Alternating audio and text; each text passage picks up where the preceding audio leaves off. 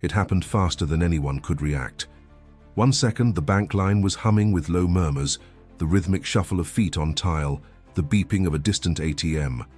The next, a sharp sound, a harsh, wet patoo, cut through the monotony like a slap. Everyone turned. Magic Johnson stood frozen, his tall frame towering above the crowd, eyes wide with a stunned confusion.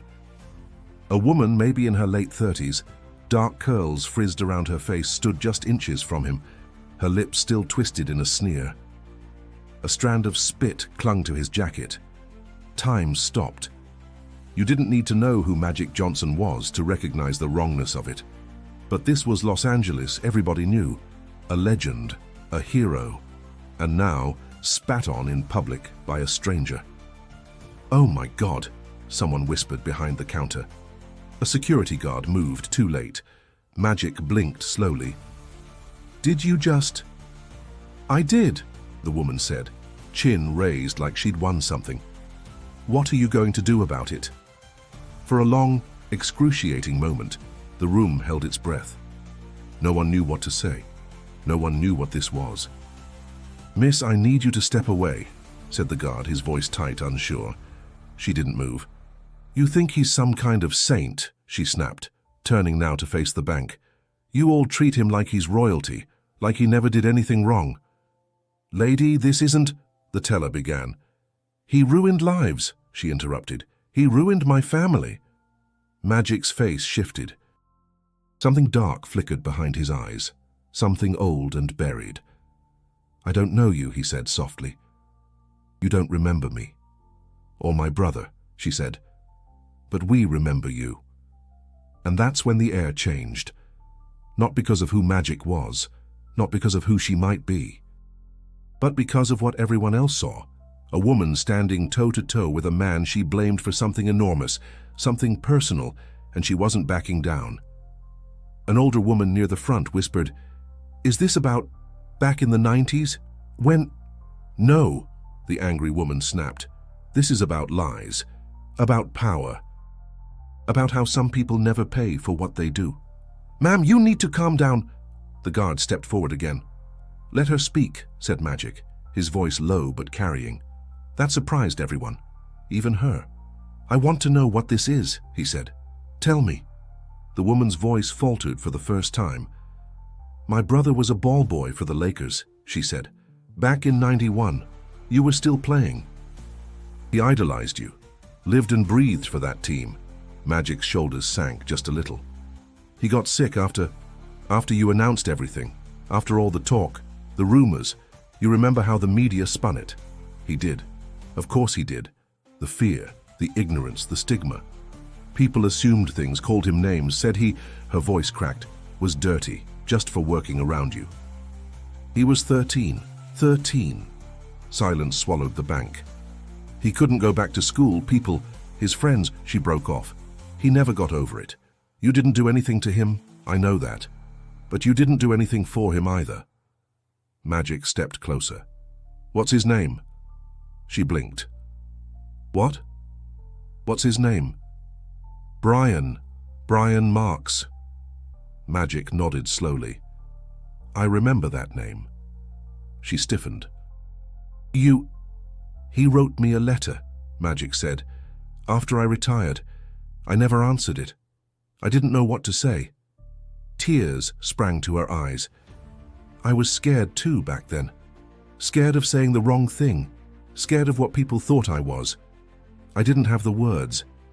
She looked like she wanted to scream or collapse. "I'm sorry," he said. "I can't fix what happened. But I'm sorry." And just like that, the whole bank seemed to exhale. People shifted. Someone put a hand over their mouth. The anger in the room dissolved into something else. Confusion, grief, awe. The woman looked at him, really looked at him, and her mouth opened, but no words came. Behind them, a teller whispered, "Was that real?" The moment hung in the air like a held breath. If this moment caught you by surprise, if it made you feel something, don't just scroll away. Subscribe to the channel and leave a comment. What would you have done if you were in that bank? No one moved for a long time. The woman, Rachel, as they would soon learn, stood in place, her hands trembling, her chest heaving in short, sharp breaths. Magic didn't flinch, didn't turn away. He just stood there, a quiet steadiness in a room that had cracked wide open. Then the branch manager appeared. "Mr. Johnson," he said, approaching carefully, as though the air still might snap.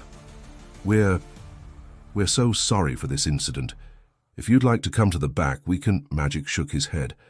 "I'm fine." Rachel backed up, finally. She wasn't escorted out. She wasn't arrested. Maybe the guard could have forced her, but no one made a move. The room had shifted into something else. Not forgiveness, not understanding, not yet. Just the quiet weight of people seeing each other more clearly than they had 5 minutes earlier.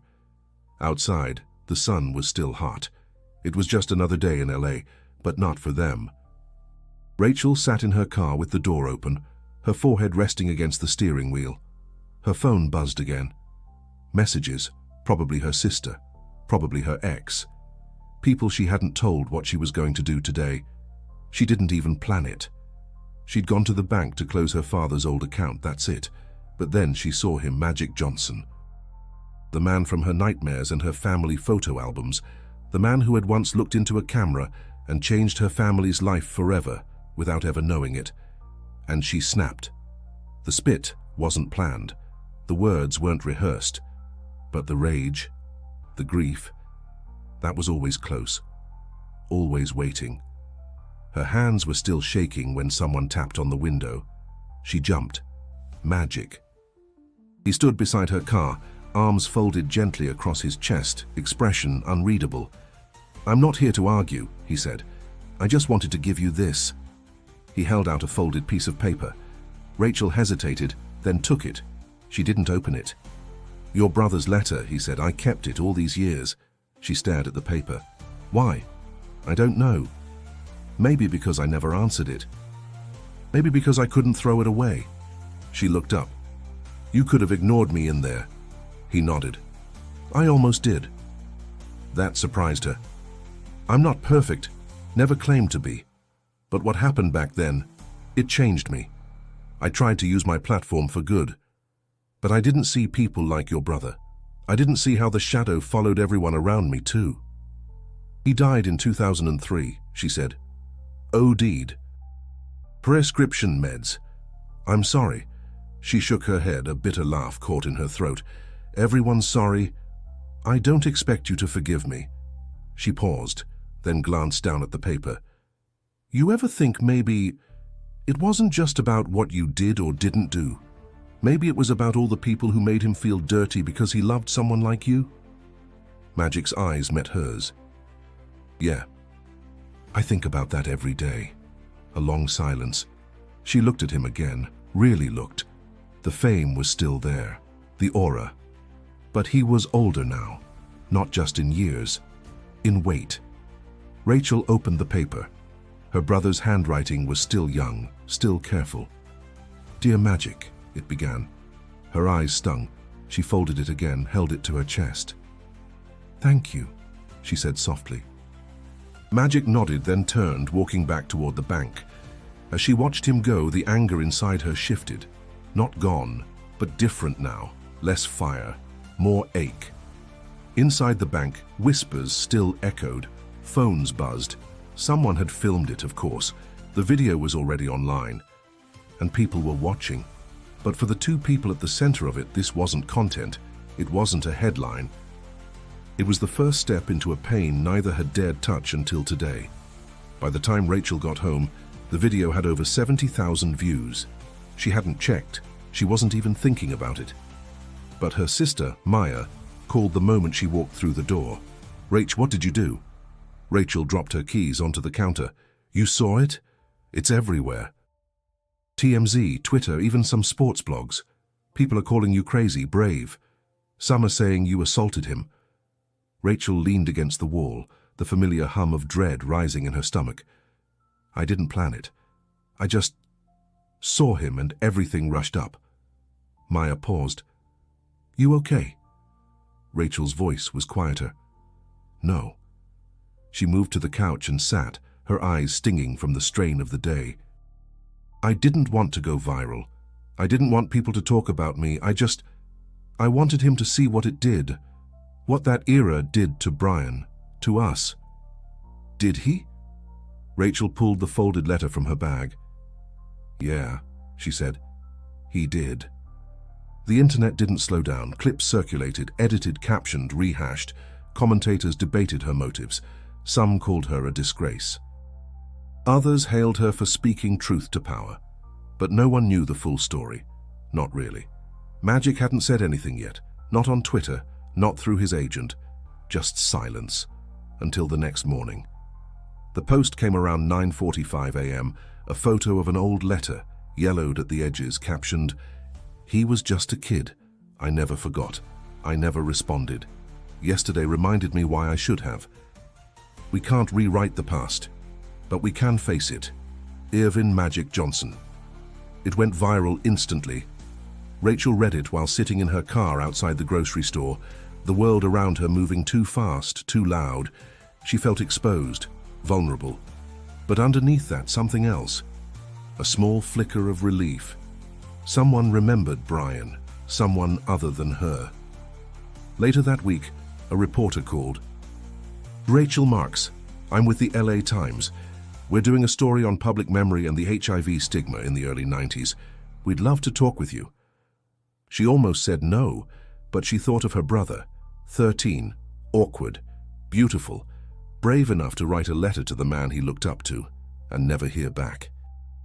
Brave enough to keep loving that team, even when whispers followed him through every hallway in school. "Okay," she said, the article published 2 days later, "When the past spits back, one woman's reckoning with a public legacy." It was careful, thoughtful, and for once it didn't flatten her into a villain or a viral moment. It told Brian's story. It showed the ripple effects of fame and silence. Of how stigma infects more than just headlines. Magic's quote closed the piece. "We didn't just lose people to the virus. We lost them to shame, to fear. I've carried that. I still do." On a quiet Sunday morning, Rachel visited her brother's grave for the first time in months. The grass was freshly cut. A few dried flowers still sat in the vase. She sat cross-legged beside the stone and placed the letter on her lap. "I met him," she said softly. "I lost it. I yelled. I spit. I was awful. But he didn't get angry." Wind rustled the trees nearby. "He gave me your letter. He kept it all this time." Rachel closed her eyes. I think he remembers you." She laid the letter on the grave, anchored it with a small stone. Then she sat with him just for a while. 3 weeks passed. Life didn't return to normal, it adjusted. Rachel stopped checking her phone obsessively. The media chatter slowed. The world, as it does, moved on. But she hadn't. Not entirely. She found herself waking up earlier, walking more, taking quiet mornings to sit with the silence. Something inside her had opened, and now she was trying to figure out what to do with it. Then the envelope arrived. No return address. Just her name, handwritten in smooth cursive across the front. Inside was a single card. "Rachel, the Lakers are honoring the 1991 staff and team at halftime next month. Your brother was part of that.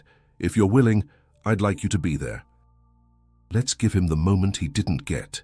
Magic." She stared at the words for a long time. A part of her wanted to burn the card. Another part wanted to cry. Instead, she tucked it away and called Maya. "He invited me to a Lakers game," she said. "What? Like as a guest?" Rachel nodded. "At halftime. To honor Brian." Maya was quiet for a second. "You going?" "I don't know. It feels weird. Like it's not mine to accept." "Rach, who else would accept it?" The night of the game, the sky above LA burned orange at the edges. She hadn't been to a Lakers game since 1992, when her dad brought them the week after Magic's retirement. Brian wore his jersey like armor that night, even as people stared, even as their father told them not to read the signs people held outside. Rachel hadn't thought about that moment in years. Now she walked through the VIP entrance alone. Inside the arena, the noise wrapped around her like a wave. Lights, music, the smell of popcorn. So much had changed, but the energy, it was the same, charged, sacred. At halftime, she stood in the tunnel as the announcer read names. Down in remembrance of Brian Marks, who served as a Lakers ball boy in the 1991 season, we welcome his sister, Rachel. The crowd clapped, kind, polite applause. Rachel stepped into the light. She didn't expect what came next. Magic stepped forward, microphone in hand. He wore a dark suit and a solemn expression. 33 years ago, he said, a young boy named Brian worked the courts with pride and heart. He loved this team. He loved this game, but the world didn't love him back, not the way it should have. The arena quieted. We failed him, Magic said, and people like him. I failed him. Gasps, murmurs. He continued. This month I was reminded that remembrance without responsibility is empty. So tonight we honor Brian, not just with words but with truth. He deserved to be here. He turned to Rachel. And you deserve to be heard. He held out a framed jersey, number 91, with marks across the back. Rachel took it, hands shaking. The crowd stood, people clapped, some cheered. And Rachel, who had carried her brother's grief for decades, closed her eyes and let the sound wash over her. It didn't fix everything, but it mattered. Later that night, as she left the arena, a boy no older than 13 tapped her shoulder. "Excuse me," he said. "Was Brian your brother?" Rachel turned. "Yes." "My uncle knew him," the boy said. "He said Brian used to sneak him candy from the locker room." Rachel laughed, surprised. "Sounds like him." "He was cool," the boy said. "I'm glad they remembered him."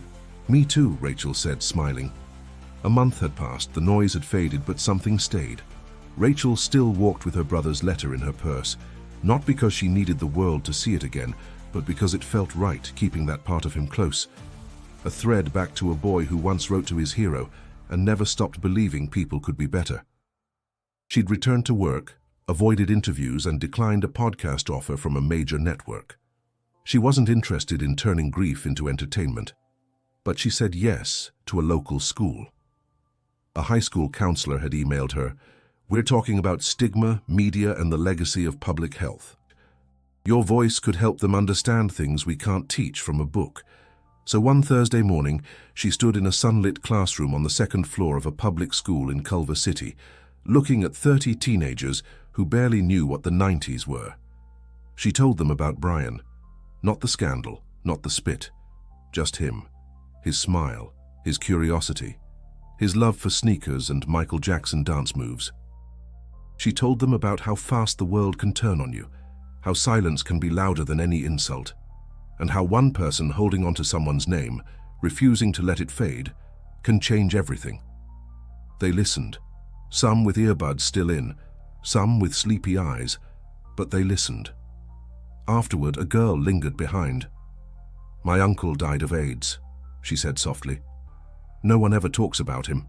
He was kind of erased." Rachel nodded. "Say his name." The girl smiled. "Michael. Michael Ortega." Rachel repeated it. "Michael Ortega." The girl left, and Rachel stood alone for a moment, staring at the empty desks. That night, Magic called. Not a text, not a statement, just a phone call. "Hi," he said, his voice familiar now, quieter than before. "Hi. I wanted to say thank you." Again. Rachel leaned back on her couch, lights low. "You don't have to keep saying that." "I do," he said. "People saw what happened, but more importantly, I saw it. I saw what I missed for so long." A pause. "I was scared back then. About my health, my reputation, but I never thought about the kids around me, the ones who were just doing their jobs. I should have." "You're here now," Rachel said. He exhaled. "I've been thinking, maybe we start something. A scholarship for kids like Brian." Rachel blinked. "What kind of scholarship?" "One for young people who work behind the scenes. Ball boys, interns, trainers, the ones no one sees. In Brian's name." Silence, but not empty. Full. "I'd like that," she said. A year later, the first Brian Marks Legacy Scholarship was awarded. Rachel gave a speech. She kept it short. My brother believed in people, even when they failed him. This scholarship isn't just about honoring the past. It's about making sure no one gets left behind. Magic stood beside her. So did Maya, and dozens of families whose kids dreamed not of fame, but of being part of something. And when the ceremony ended, a boy approached her with a folded paper in his hand. I wrote something, he said. Can you give it to Magic? Rachel smiled. Why don't you give it to him yourself? We carry more than memories. We carry choices of how to remember, who to uplift and when to speak. And sometimes what begins in anger ends in grace, because facing the past isn't weakness. It's the only way forward. So if this story moved you, if you felt something, subscribe to the channel and click the video on your screen. It was chosen specifically for you, and trust me, you're going to love it.